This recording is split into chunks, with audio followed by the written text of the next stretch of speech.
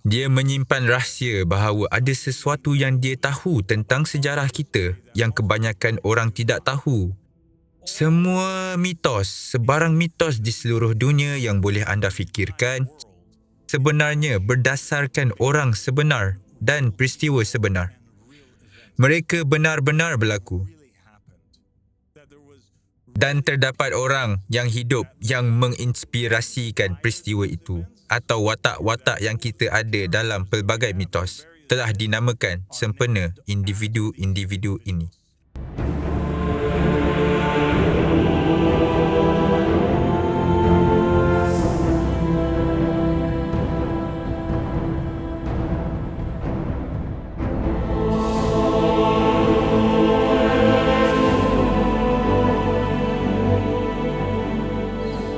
أعوذ بالله من الشيطان اللعين الرجيم بسم الله الرحمن الرحيم وصلى الله على محمد وآل محمد الأئمة والمهديين وسلم تسليما. السلام عليكم ورحمة الله وبركاته. Terima kasih kerana menyertai saya malam ini. Baiklah, hari ini kami akan bincangkan topik yang menarik dengan semua orang. Dan saya fikir saya lebih suka bincangkan perkara ini lebih awal daripada kemudian. Dan ia kerana orang ramai apabila kita menyiarkan kuliah ini, saya fikir, atau mereka melawat ibu pejabat, salah satu hal yang mereka akan mula perhatikan atau yang akan menarik perhatian mereka ialah bilik yang kita duduki sekarang ini. Ada banyak perkara di sini yang mungkin mengejutkan orang ramai. Mereka tidak tahu apa ini, apakah semua patung ini, siapakah orang-orang ini. Maka, kami akan mengadakan kuliah ini hari ini yang bertajuk Mengungkap Mitos Masa Lalu. Mitos purba diteliti.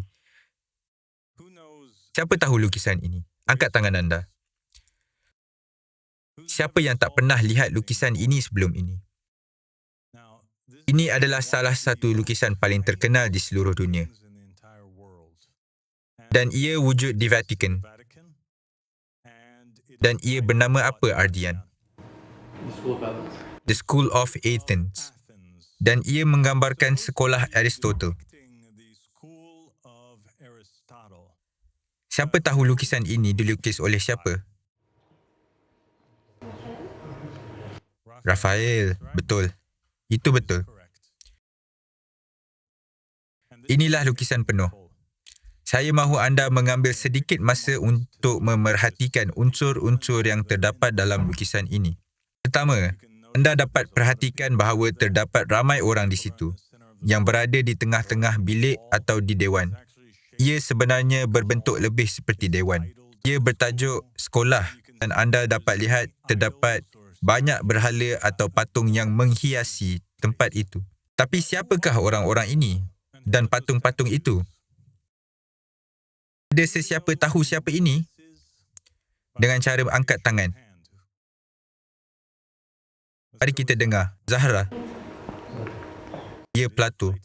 Tepukan untuk Zahra.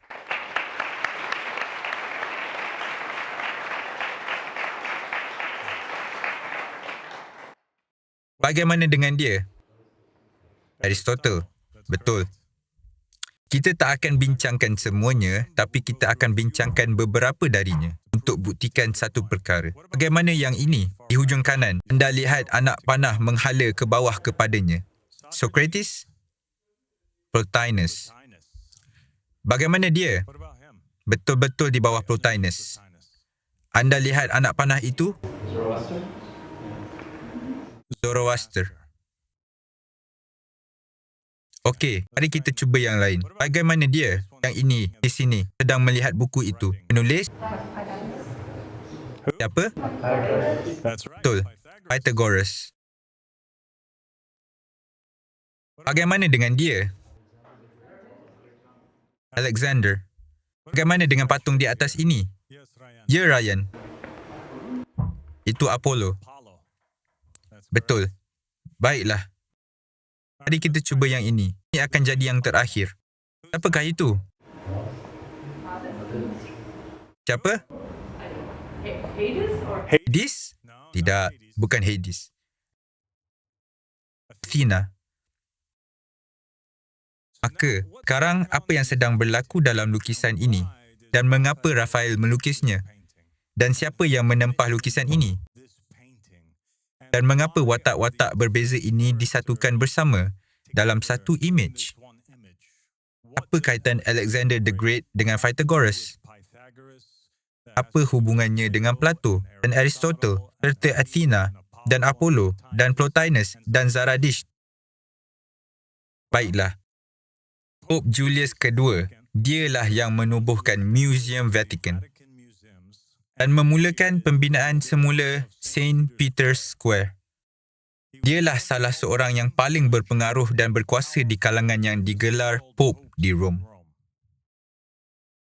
Dia digelar Pope Pahlawan. Dan sebenarnya dia memilih namanya untuk menghormati Julius Caesar, bukan untuk hormati Julius yang pertama. Mengapa Pope Julius II ingin menghormati ahli falsafah, ahli matematik dan saintis purba? Malah juga para pahlawan di pusat utama agama Kristian itu sendiri. Lukisan ini dihasilkan pada awal tahun 1500-an. Mungkin dia tahu sesuatu yang tak dapat dia dedahkan kepada orang ramai. Bukankah ini kelihatan biasa? Dewan misteri? Dewan ini yang kita rakam di dalamnya. Dan ia direka bentuk agar menjadi versi hidup lukisan itu, Lyceum itu atau School of Athens. Kerana seperti yang anda lihat di sana dalam lukisan itu, Raphael mengimplikasikan sebuah dewan di mana semua ahli matematik, ahli falsafah, nabi dan individu yang telah mati ini berkumpul, belajar dan berbual. Inilah yang kami sedang lakukan dalam dakwah ini hari ini. Dan jika orang ramai masuk ke sini, mereka akan perasan bahawa terdapat banyak patung di sekeliling dewan ini. Sebahagian daripadanya mungkin dikenali, yang lain mungkin tidak begitu. Dan kita akan kembali kepada ini.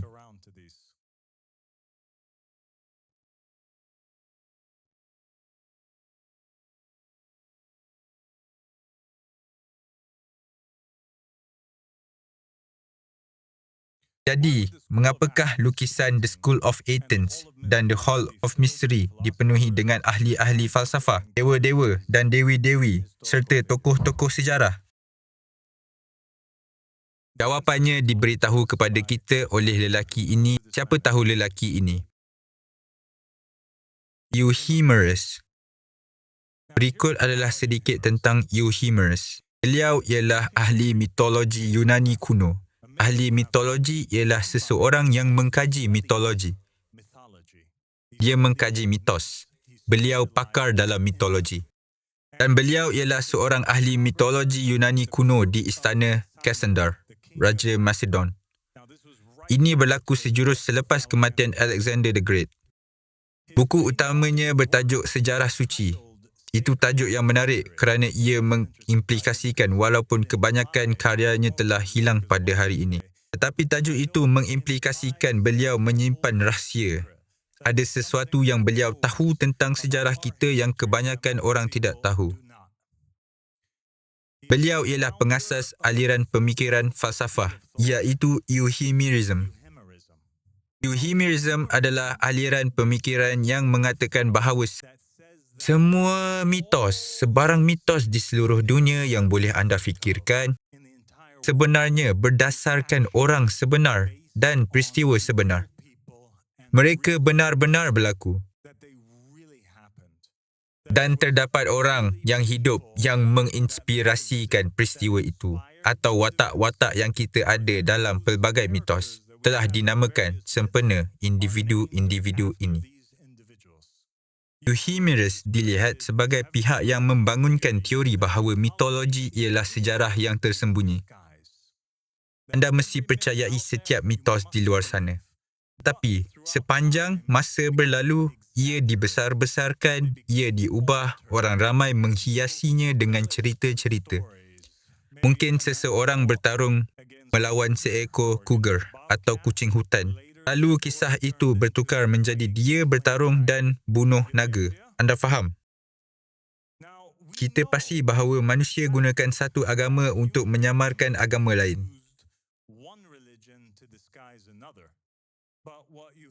Tapi apa yang Euhemerus maksudkan ialah manusia gunakan mitologi untuk menyamarkan sejarah. Contohnya, di Amerika Syarikat, semasa perdagangan hamba, bila mereka perhambakan orang Afrika dan bawa mereka naiki bot, seksa dan gunakan mereka sebagai buruh hamba. Bila orang Afrika yang diperhambakan dibawa ke Amerika, ramai yang kekalkan kepercayaan agama tradisional, tetapi terpaksa memeluk agama Kristian untuk memelihara amalan rohani mereka. Mereka menggabungkan dewa-dewa tradisional mereka dengan orang suci Katolik dengan mengaitkan orishas mereka. Atau dewa-dewa Yoruba dan dewa Afrika lain dengan orang suci yang memiliki kualiti, peranan atau simbolisme yang serupa.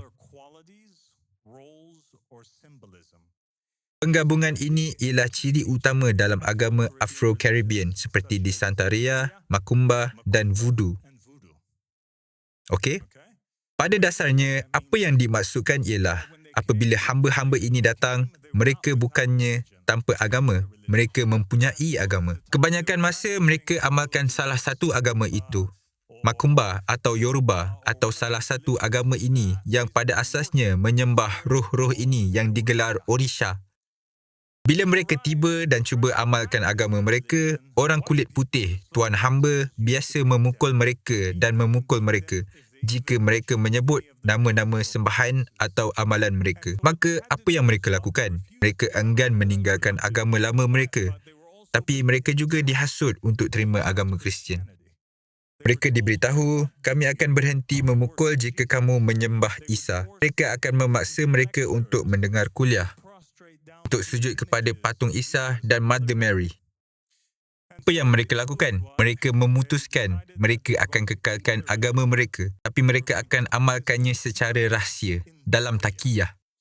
Maka mereka ambil tuhan-tuhan mereka. Contoh, inilah ibu kepada semua Orisha. Namanya Yemaya. Dan mana-mana patung Mother Mary, apabila mereka menyembah Mother Mary, mereka sebenarnya menyembah Yemaya dalam takiyah. Anda faham? Tapi tuan hamba tidak akan tahu. Dia akan berfikir bahawa mereka sedang menyembah atau berdoa kepada Mary. Mereka kaitkan salah satu Orisha mereka atau loa mereka, namanya Ogun. Dialah dewa besi. Mereka kaitkannya dengan Saint Peter. Maka pada bila-bila masa terdapatnya imej Saint Peter, mereka akan berfikir dan anggap itulah Ogun. Maka itulah contoh-contoh individu yang menyamarkan satu perkara dengan perkara lain. Mereka menyamari agama mereka yang mereka anggap benar dengan apa yang mereka anggap mitos agama Kristian atau agama Barat. Ini satu lagi Orisha, Obatala. Dia sering digambarkan sebagai putih dan dikaitkan dengan burung merpati. Mereka mengaitkannya sama ada dengan Jesus Christ atau Mother Mary.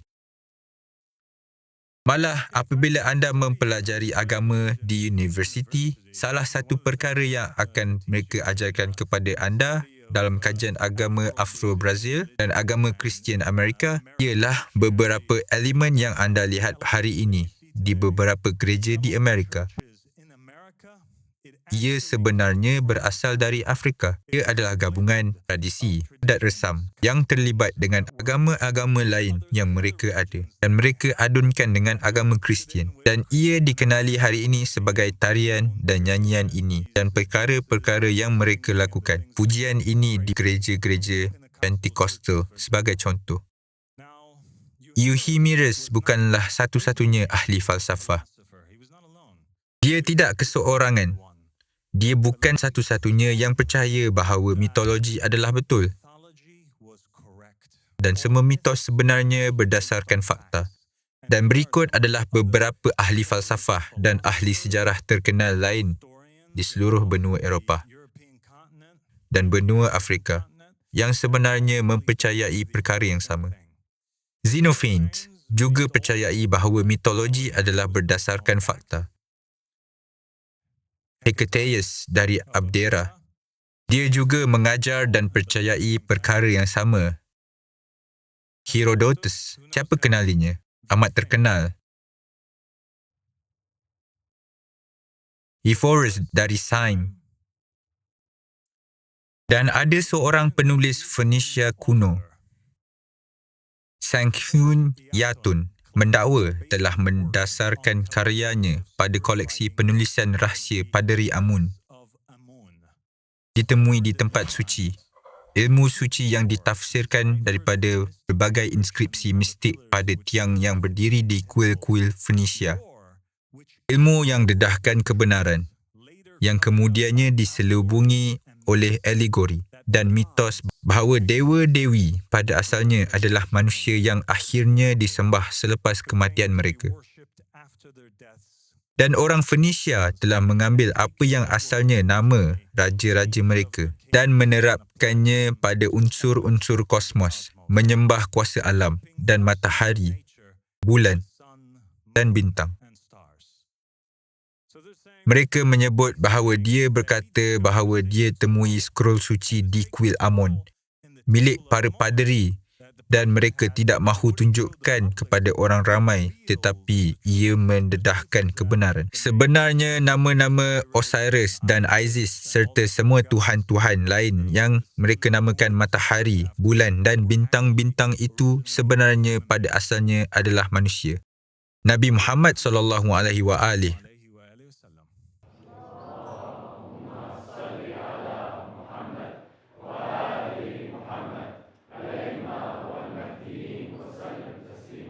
Nabi Muhammad SAW apabila bercakap tentang asal-usul penyembahan berhala, baginda bersetuju dengan Euhemerus. Anda mungkin anggap mereka berdua bersaudara. Dalam satu hadis oleh Ibnu Abbas yang meriwayatkan dari Nabi Muhammad SAW, baginda bersabda bahawa berhala-berhala yang wujud di kalangan kaum Nabi Nuh kemudiannya muncul di kalangan orang Arab. Maksudnya, berhala-berhala yang disembah oleh orang Arab pada zaman Muhammad adalah sama. Berhala-berhala itu adalah dari zaman Nabi Nuh.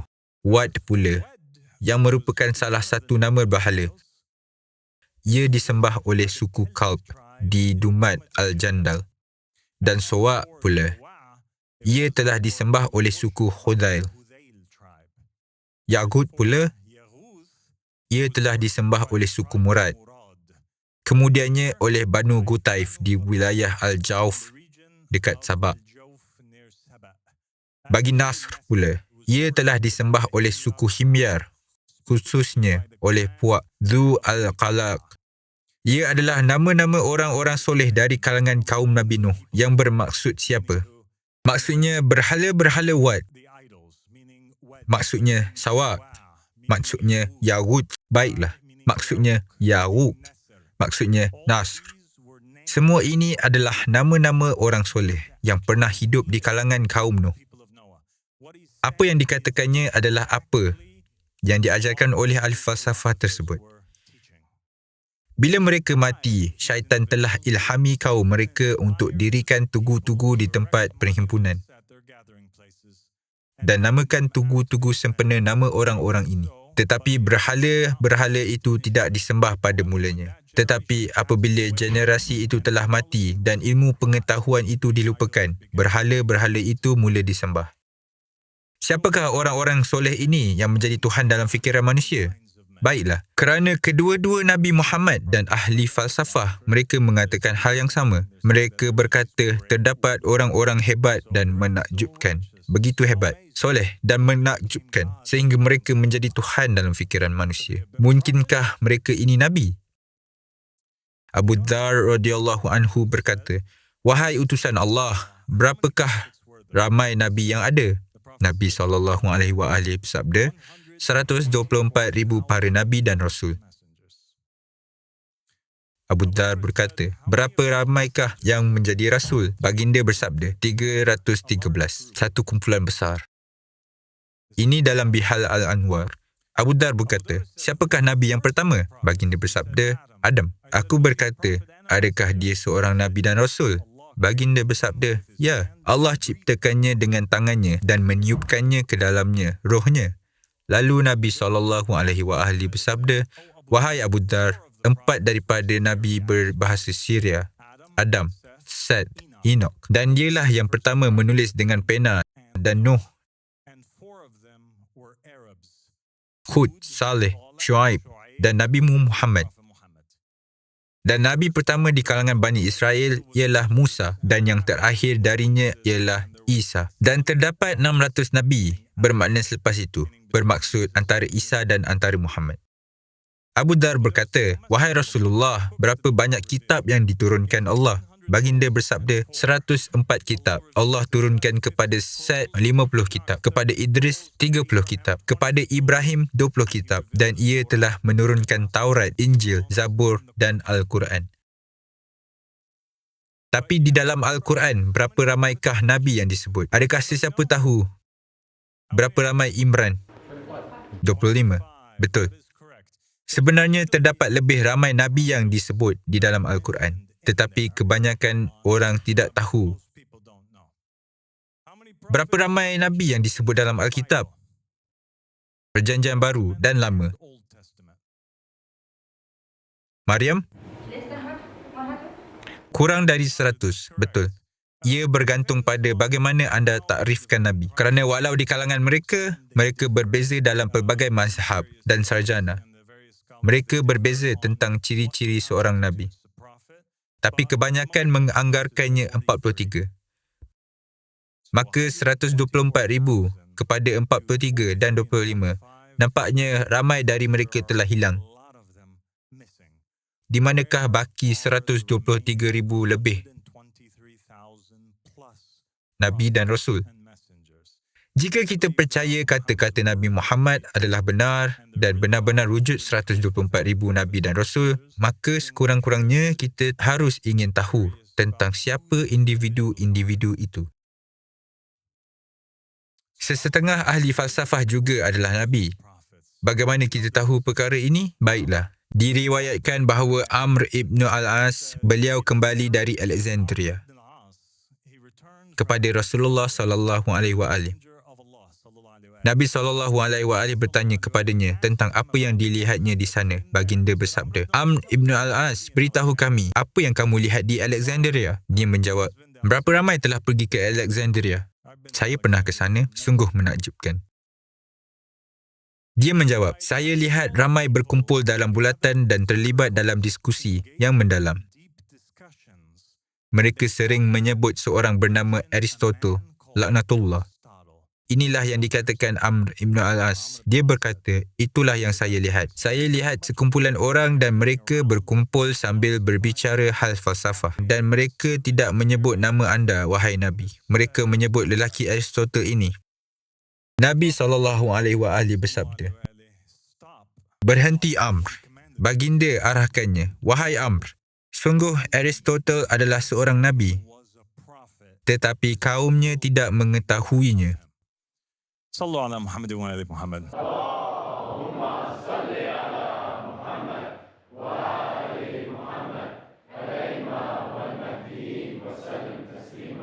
Baik, saya fikir ada pengajaran besar di sini, terutamanya dalam ayat terakhir, untuk semua yang bermuhasabah dan semua yang mengaku beriman kepada Nabi Muhammad. Mereka harus sentiasa renungkan setiap perkataan yang disabdakannya. Baginda bersabda, "Berhentilah wahai Amr." Ia adalah mesej bukan saja kepada Amr ibn al-As laknatullahi alaih, tetapi ia adalah mesej kepada setiap seorang dari kita. Bila kita bertemu dengan Tuhan atau bertemu dengan Dewi atau bertemu dengan seorang ahli falsafah, bila kita bertemu dengan apa-apa nama, kita harus menahan diri dari mengutuk mereka atau menganggap mereka kafir kerana kita tidak mahu menjadi seperti dia, di mana dia menganggap bahawa orang-orang ini kafir, tetapi mereka sebenarnya memuji dan memuliakan seorang Nabi Allah Subhanahu Wa Taala.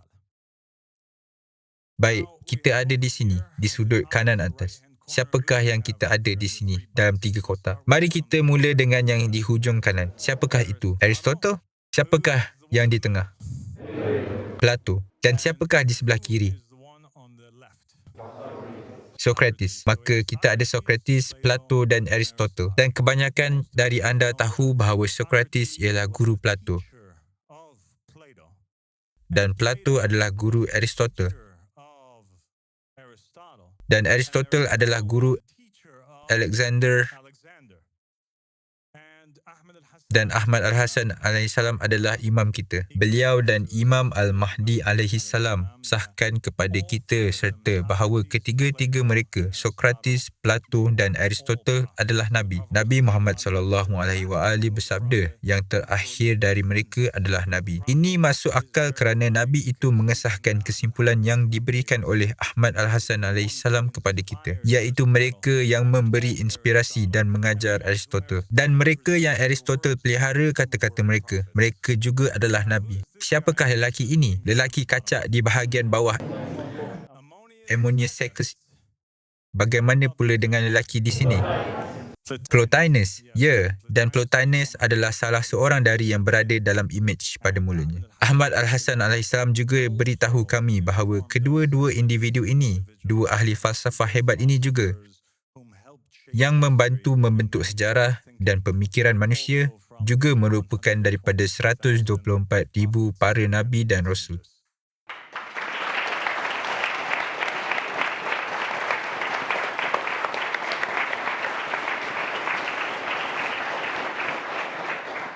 Saya belum pernah lakukan ini sebelum ini, tetapi saya akan lakukannya malam ini. Buat kali pertama. Saya fikir sudah tiba masanya dan kita akan bincangkannya lebih lanjut dalam kuliah akan datang. Sebenarnya kita akan bincangkannya dengan banyak dalam kuliah tertentu berkaitan dengan rajaah atau kepulangan, reinkarnasi, kebangkitan individu-individu ini di zaman Al-Qaim. Kerana terdapat banyak hadis yang menjanjikan bahawa semua Nabi dan Rasul ini akan kembali ke bumi di zaman Al-Qaim untuk membantunya. Dan mereka akan datang dari kalangan para sahabatnya. Hari ini, di dalam bilik yang kita berada ini, kita mempunyai dua orang individu ini yang hadir bersama kita di sini hari ini. Saya ingin anda alu-alukan ke pentas Ammonius Saccus dalam kepulangannya.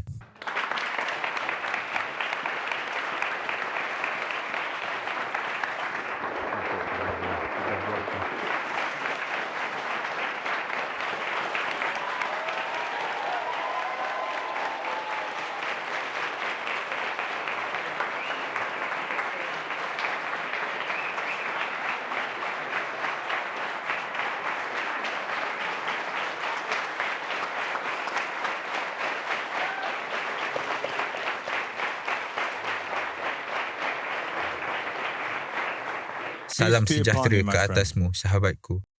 Saya juga ingin mengalu-alukan ke hadapan ahli falsafah agung iaitu Plotinus alaihissalam.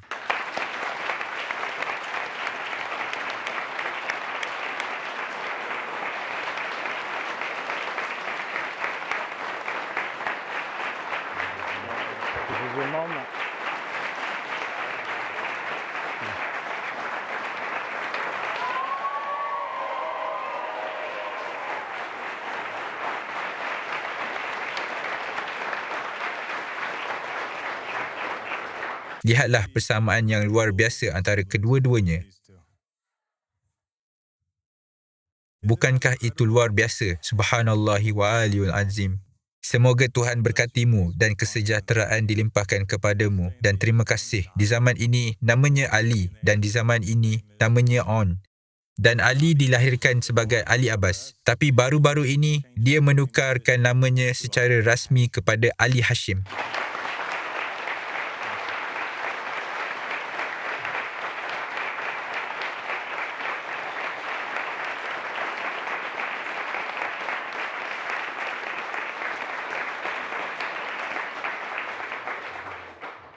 Zoroaster juga Nabi.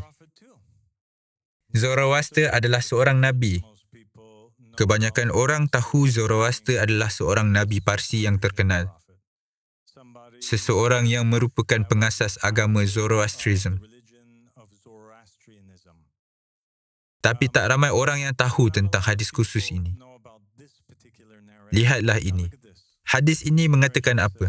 Jizyah diambil daripada orang Majusi, Zoroaster, kerana Nabi SAW bersabda, inilah hadisnya. Baginda bersabda, layani mereka yang bermaksud pengikut Zoroaster, seperti kamu layani ahli kitab. Mereka ada seorang Nabi bernama Zaradisht, Zoroaster, yang mereka bunuh. Dan buku bertajuk Kita ada orang Persia tak hari ini? Jamast. Ditulis pada 12,000 kulit lembu, lalu mereka membakarnya. Maka ada hadis daripada Nabi Muhammad SAW yang menamakan Zoroaster dengan nama, mengesahkannya sebagai salah seorang dari 124,000 Nabi dan Rasul. Buddha ialah seorang Nabi. Dalam kitab Kamal al-Din wa Tanam al-Nikmah oleh seorang ulama Syiah 12 yang terkenal, Syekh Al-Saduq, seorang yang mereka hormati, ada satu bahagian lengkap. Ia sangat besar dan ia menceritakan keseluruhan kisah Siddhartha yang dikenali sebagai Buddha dari awal hingga akhir. Kita akan adakan kuliah khas khusus tentang agama Buddha. Tetapi dalam buku itu, ia mengesahkan bahawa Buddha adalah salah seorang daripada 124,000 Nabi dan Rasul. Kita juga mempunyai Nabi dan Rasul Asia lain yang telah kembali dan kita juga akan membincangkannya kemudian. Kita ada di sudut kanan atas. Ada sesiapa yang mengenalinya? Betul. Confucius. Dan Imam Ahmad Al-Hasan AS mengesahkan beliau adalah salah seorang Nabi dan Rasul yang kembali. Kita ada di bawahnya. Siapa? Betul, Lao Tzu. Siapa yang kita ada di sini? Zhuangzi. Siapa yang kita ada di sini di bilik ini? Musa. Bagaimana dengan di sudut kanan atas? Dan siapa yang di bawahnya? Betul. Maka dalam Dewan Misteri di sini, kita ada patung-patung individu dari Alkitab dan Islam. Dan kita juga ada di sini. Siapa? Siapakah dia ni? Socrates. Kita tahu dia adalah salah seorang dari 124,000 Nabi dan Rasul. Bagaimana dengan dia? Plato. Bagaimana pula dengan yang di atasnya? Hermes. Hermes. Mengapa kita ada Hermes di sini? Kerana seperti yang anda lihat, dari budaya ke budaya, nama-nama berubah tapi legenda atau cerita yang dikaitkan dengan mereka tetap sama. Ia adalah salah satu hal luar biasa yang merentasi benua, merentasi agama. Orang Kristian, Muslim, mereka telah lama mengaitkan Hermes dengan Thoth dan juga dengan Enoch yang dikaitkan dengan Idris. Kita ada Zeus di sini. Zeus juga menurut Imam Ahmad Al-Hasan AS adalah salah seorang dari 124,000 Nabi dan Rasul yang kemudiannya disembah sebagai Tuhan Yunani. Diangkat ke taraf Tuhan yang kisah-kisahnya dibesar-besarkan. Tetapi semuanya berdasarkan lelaki soleh yang diutus ribuan tahun yang lalu kepada kaumnya. Kita ada di sana, Venus, dan kita akan bincangkannya dalam keseluruhan kuliah. Dia dan ramai wanita yang mencapai pangkat Nabi dan Rasul. Dan terdapat banyak riwayat dan hadis yang membincangkan tentang planet Venus dan tentang wanita yang merupakan asal-usul kisah Venus. Kita ada Mithra, iaitu watak Parsi yang lain. Salah seorang daripada 124,000 Nabi dan Rasul. Di sini kita ada Alexander. Siapakah yang berada di atas? Nefertiti. Kita tahu Nefertiti telah berkahwin dengan Akhenaten. Dan Nefertiti adalah permaisuri yang soleh yang membuka rumahnya kepada Yusuf, Nabi Yusuf dalam kisah yang masyhur. Dan Nefertiti, Akhenaten dan Yusuflah yang membawa tauhid ke seluruh Mesir. Seterusnya, kita ada Cleopatra. Bagaimana dengan dia? Siapakah dia? Aphrodite. Betul. Tapi mengapakah kita ada Aphrodite? Siapakah Aphrodite? Aphrodite juga dikenali orang Mesir. Dia dikenali dengan nama Isis. Dan kita tahu dari Imam Ahmad Al-Hasan AS bahawa Isis adalah salah satu inkarnasi Mary Magdalene.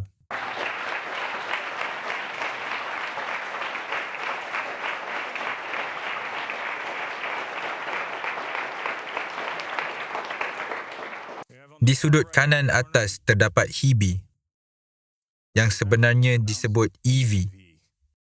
EV itulah sebutan asalnya, tetapi ia telah berubah menjadi Hebe. Kita akan bincangkannya juga nanti. Dan terdapat satu lagi patung Venus. Bagaimana pula dengan dia? Apollo? Itu betul. Dan kita juga melihat Apollo dalam lukisan awal oleh Raphael yang telah kita teliti pada mulanya. Maka, siapakah Apollo? Dia juga dikaitkan dengan Horus, yang juga dikaitkan dengan anak lelaki Enoch, Methuselah, dalam Alkitab. Dan itulah asal-usulnya.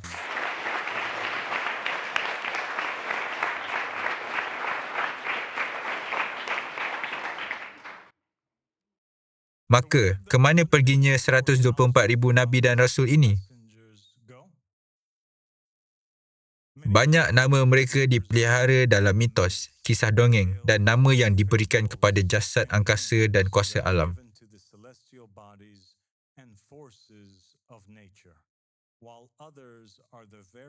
Yang lainnya adalah orang dan minda yang membentuk dunia kita dengan menyumbang kepada falsafah dan sains. Terima kasih.